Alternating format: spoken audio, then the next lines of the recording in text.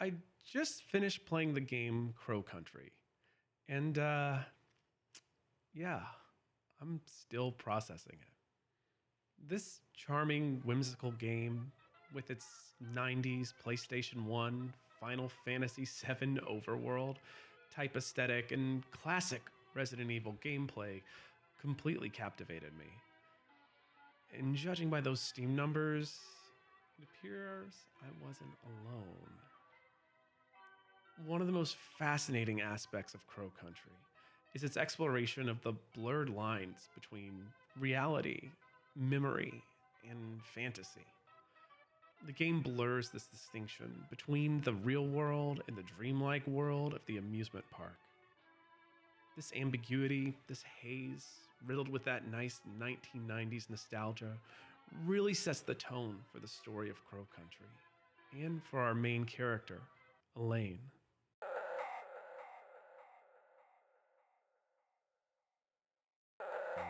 Before we dive in, I assume you have played Crow Country, or LP'd it, or watched some sort of story recap.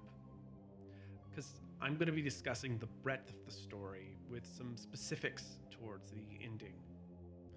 If you haven't, go play it now. At maybe 6 hours in length and often running for less than like 20 bucks, trust me, it's worth your time. To start with the story, we have to start with the ending. The ending left me speechless. The haunting words, staring into the flame, I feel something. It's a curious mixture of hope and dread. Maybe everything will be okay, and maybe it won't. These words echo in my mind and leave me in that jaw-dropped, dreamlike state. As I thought about the ending, nay, the beginning of Crow Country, I didn't find myself so preoccupied with the existential threat of it all. The obvious parallels to global warming and our place of living with the knowledge of a slowly suffering and possibly dying world. I didn't focus on the easy analogy of oil being a black gold, an easy stand-in for corporate greed around oil and its devastating consequences. What truly struck me was the peculiarity of Elaine's character arc.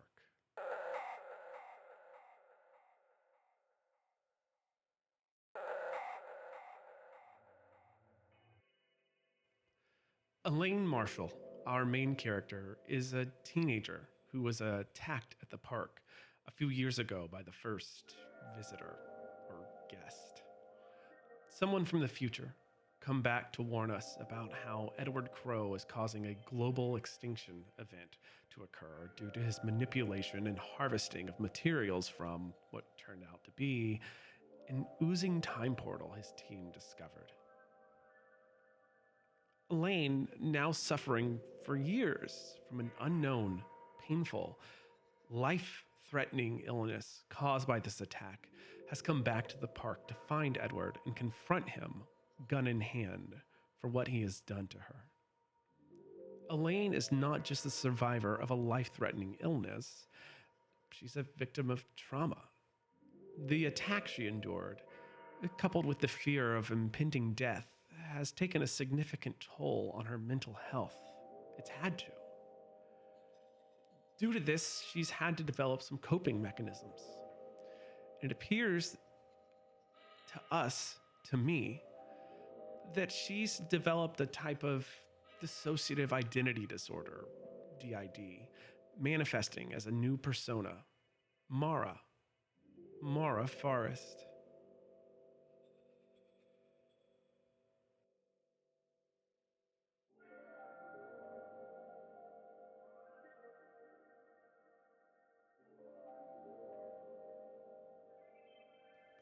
Now, DID is complex and certainly a lot bigger of a topic than I can explain in this video, but to give a quick setting of the stage here. Dissociative identity disorder, DID, is a mental health condition where a person has two or more distinct personalities inside of one body. These different personalities, or alters, can have different names, memories, ages, genders, and ways of thinking and behaving.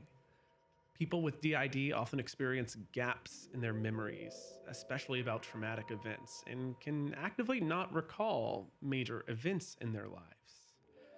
It's commonly believed that DID develops as a way to cope with severe childhood trauma. That out of the way.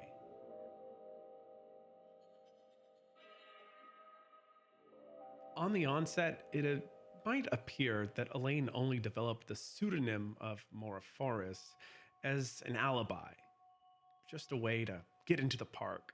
At least that seems to be what she tells us. But we learn quickly that it doesn't serve that purpose, and practically everybody she runs into already knows that it's Elaine. Even with this knowledge, no one really tries to stop her. Besides, there are very few people here to fool, except the player, of course. And there's no guards or anyone she must fool in order to enter. Even the police officer she runs into sees right through her immediately. But considering everything Elaine had experienced as a 13-year-old girl, being attacked by a monster and becoming patient zero for a painful terminal disease while also having to slowly accept her own death, it's clear that the identity of Mara was more than just a prop for injury. It was birthed from a type of unfathomable existential pain that no 13-year-old's mind could ever comprehend. Mara, Elaine's split personality, is incredibly convenient. Mara never had to go through any of the pain that Elaine did. Mara never got attacked at age 13 by a real-life monster, nor did Mara ever have to deal with the unpleasant intimacy of wrestling with her own mortality before even having had her first kiss. Mara is, for all intents and purposes, a normal person, or at least what Elaine might imagine is a normal person.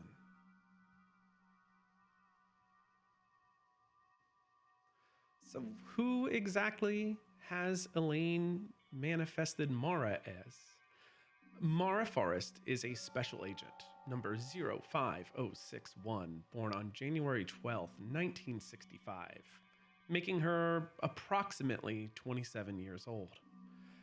We know this because it's on her ID badge in her inventory. We also learn from this badge that she is a firearms expert and seemingly working for the Georgia Bureau of Investigation, the GBI, on the Crow Country case. Mara works closely with the police as an investigator, it seems, helping solve crimes, right wrongs, and make the world a better place. This identity is, spoilers here by the way, actually belonging to that very same police officer we just met while at Crow Country, James Marshall. Marshall is killed right before the finale, and Mara reads out all of his information. Her superficial bio, if you will, as if it was taken from the now deceased officer. DID often comes with delusions that seem far-fetched, and the attire Mara wears is not befitting of a 27-year-old firearms expert who works for the GBI.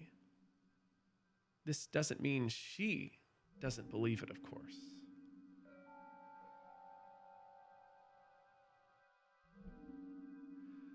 So while it's important to see the more superficial aspects of Mara were taken from the police officer, the persona of Mara, what Mara actually is and will ultimately become, was created to play the role of protector and justice seeker, serving as both sword and shield against the harsh realities of Elaine's life. By creating this alternate identity, giving it a believable story, Elaine is able to compartmentalize her trauma, protect herself from overwhelming emotional pain, and seek justice for what has happened to her.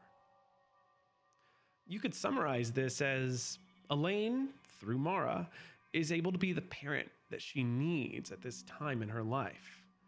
It's a tragedy that her real parents are nowhere to be seen, and perhaps yet another cause for the birth of Mara.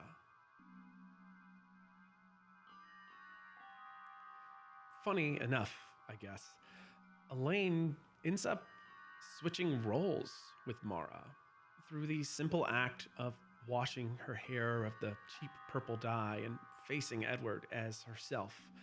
Elaine has become like the parent she always needed, one that ultimately could save her pain. Elaine, by having Mara temporarily psychologically subsumed, took on the burden of something truly unbearable.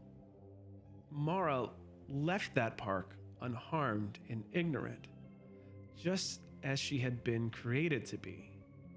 Elaine took what Mara could not.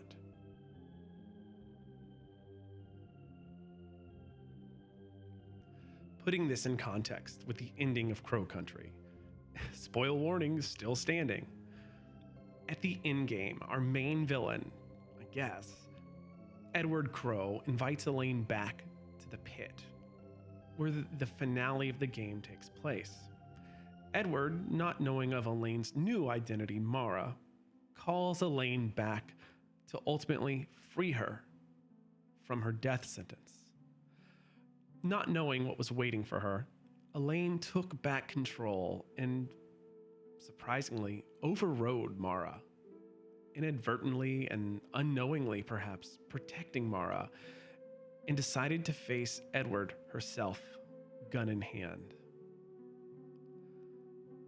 Whatever Elaine decided to do, kill Edward Crow or make him live with the knowledge that he was directly responsible for the soon-to-be death of Elaine, it was her, Elaine's choice.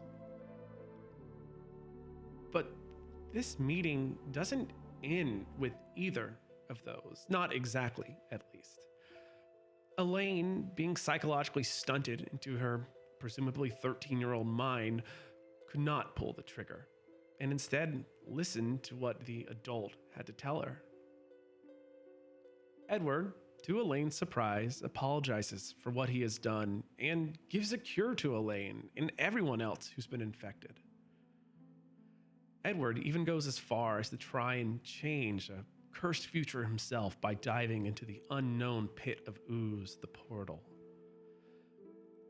Coming out of the ooze as a monster, Elaine is able to give them a swift and compassionate death.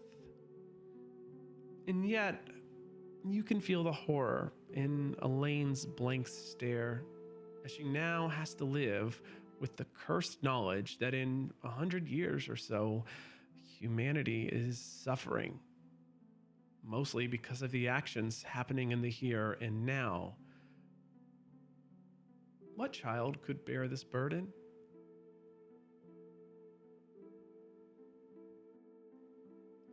I imagine that this resulted in a type of ego death for Elaine.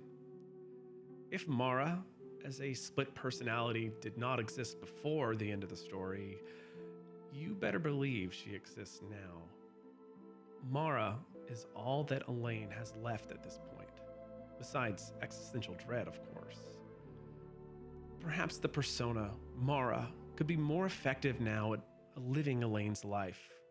Almost like Elaine and the officer got to switch places and fates in some regards. What will Mara's life look like moving forward? Could Mara, in this new, perfectly shielded state, actually to go on to live a life that young Elaine only dreamed of living? I hope so. But I fear for the day she wanders again into an amusement park, comes across some gold in the form of a necklace, or even worse, comes face to face with the murder of crows.